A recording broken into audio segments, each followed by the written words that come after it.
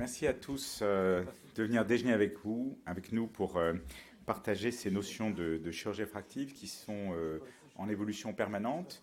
Et donc, ce que je voudrais essayer de contribuer dans cette présentation, c'est comment je vois le positionnement de cet implant dans la chirurgie réfractive aujourd'hui. Donc, une démarche de chirurgie réfractive, c'est une démarche qui maintenant est assez rigoureuse et codifiée. On a tout un ensemble de pre-tests à faire pour orienter le patient vers la meilleure technologie qui lui convient. Autrement dit, l'ophtalmologiste joue un rôle d'arbitre entre les différentes méthodes disponibles. Et bien sûr, il y a des cas frontières pour lesquels il faut essayer de se déterminer en fonction de son expérience et de ce qu'on trouve dans le bilan préopératoire. Donc dans le bilan préopératoire, on a tout un tas de choses sur la réfraction. À chaque fois qu'on parle des forts myopes, il faut toujours s'intéresser également à l'oculomotricité et à l'étage neurosensoriel. Et puis évidemment, la topographie, la bérométrie, et éventuellement la biométrie, le spéculaire, vont orienter vers plutôt une chirurgie cornéenne ou une chirurgie additive par implant FAC. Alors, les méthodes réfractives sont très diversifiées. Dans la réfraction, il y a aussi le fait de porter des lunettes et des lentilles de contact. Donc, l'abstention fait partie des options thérapeutiques pour un patient, puisqu'on a toujours les systèmes optiques classiques. Et effectivement, ce qu'on regarde, nous, ce sont les cas frontières entre la chirurgie cornéenne, c'est-à-dire le LASIK, le SMILE, la PKR, et puis l'implant FAC qui va se substituer à ces chirurgies soustractives à chaque fois que c'est nécessaire et possible.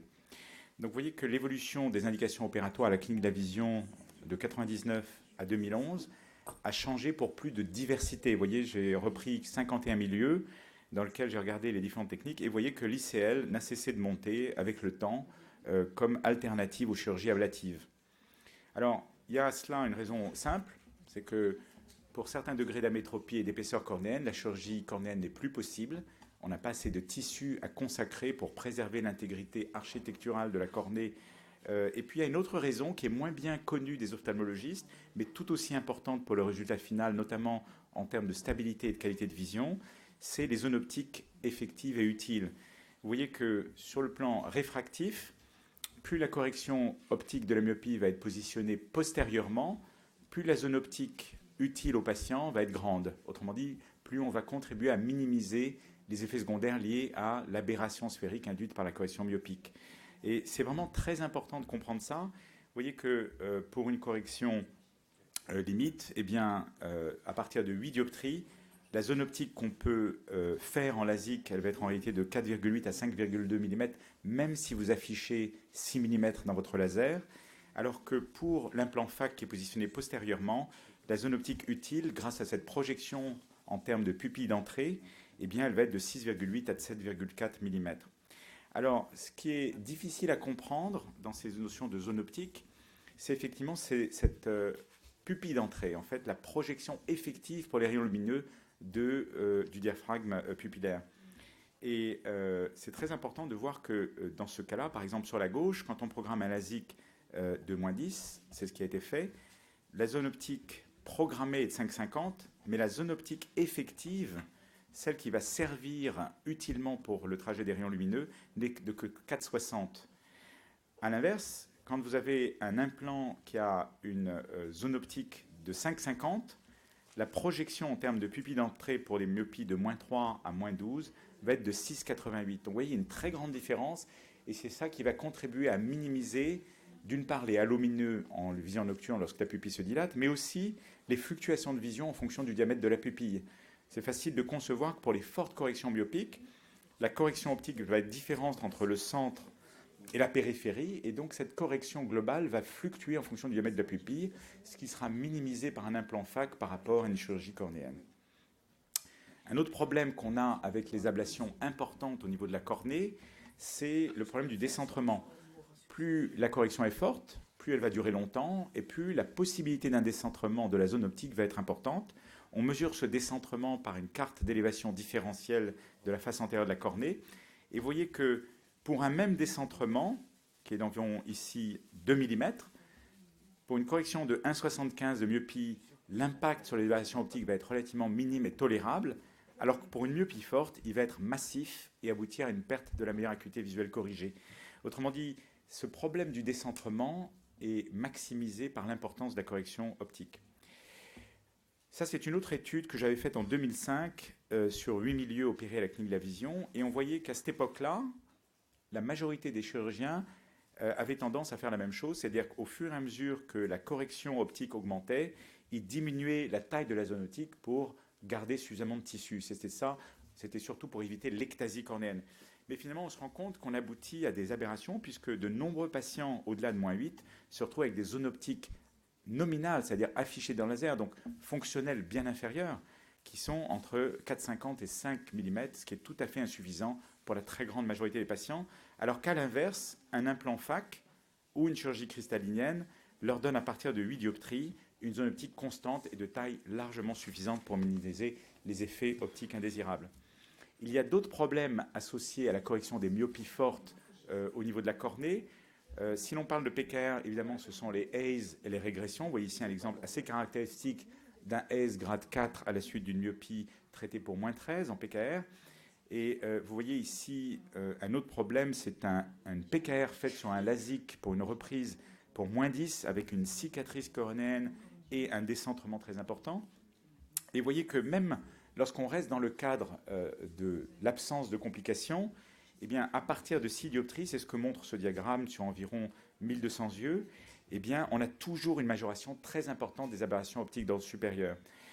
Donc toutes ces notions me font penser, et je crois que c'est le consensus actuel pour les experts de chirurgie réfractive, qu'à partir de 8 dioptries, une solution additive va toujours être meilleure optiquement qu'une solution soustractive.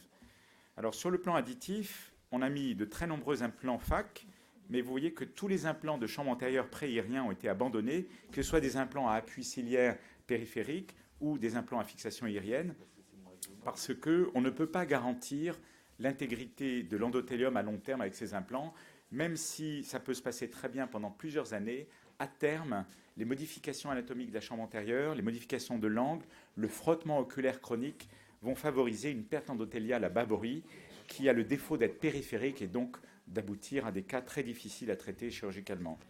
Donc aujourd'hui, si on peut résumer l'arme décisionnelle de la chirurgie réfractive, on voit que cette arme décisionnelle est a priori conditionnée par le degré d'amétropie.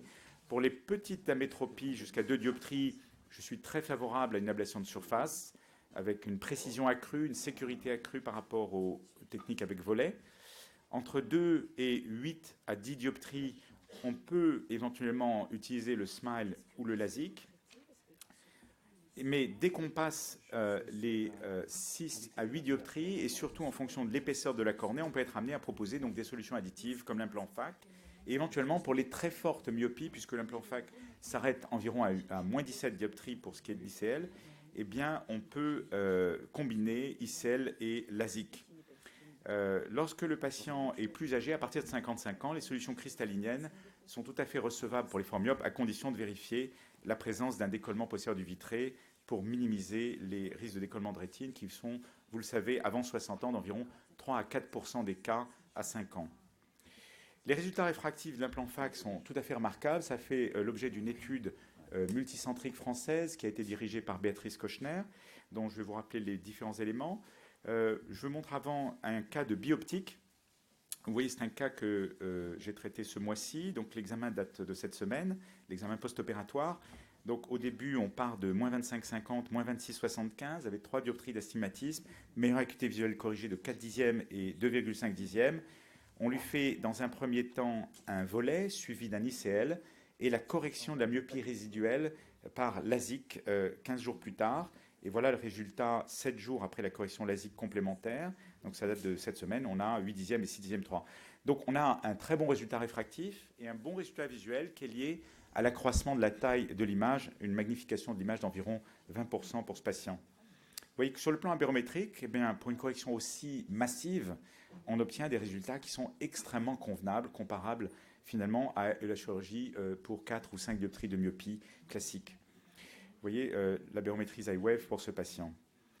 Donc, quelques résultats sur l'étude multicentrique. Vous voyez que pour les myopes et pour les hypermétropes, une excellente stabilité au bout de 5 ans, une excellente précision réfractive et un gain de meilleure acuité visuelle extrêmement fréquent. Vous voyez que plus de 90% des patients restent stables ou améliorent leur acuité visuelle corrigée avec ces implants FAC. index de sécurité et d'efficacité au-dessus des normes requises pour la chirurgie réfractive en général.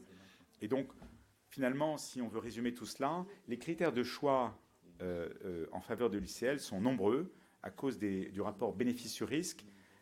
Donc, par rapport à une chirurgie soustractive, on peut dire que la correction va être plus stable, la qualité de vision va être meilleure, il y aura moins de douleurs post-opératoires, la réhabilitation va être plus rapide, le coût a été nettement amélioré par rapport au coût ancien par l'ajustement des tarifs, et aussi les risques en termes de perte de qualité de vision, d'ectasie et de sécheresse, l'implant est beaucoup plus avantageux que le LASIK. En termes de risque de cataracte, c'est difficile à préciser puisque les forts myopes auxquels s'adresse l'implant FAC ont tendance à faire des cataractes beaucoup plus précoces que le reste de la population. Il n'est pas rare de voir des cataractes à 45-50 ans chez les très forts myopes. Et dans l'étude multicentrique, on peut estimer que c'est à peu près 2 pour 1000. Voilà, donc en conclusion, c'est une étude multicentrique française qui a montré que c'est un très bon choix pour les myopies de plus de 8 dioptries à cause des caractéristiques de l'implant et des résultats cliniques obtenus depuis de très nombreuses années. Je vous rappelle que le modèle actuel est la 7e version d'un implant que l'on utilise couramment depuis une vingtaine d'années. Voilà, merci beaucoup de votre attention. Merci Michael.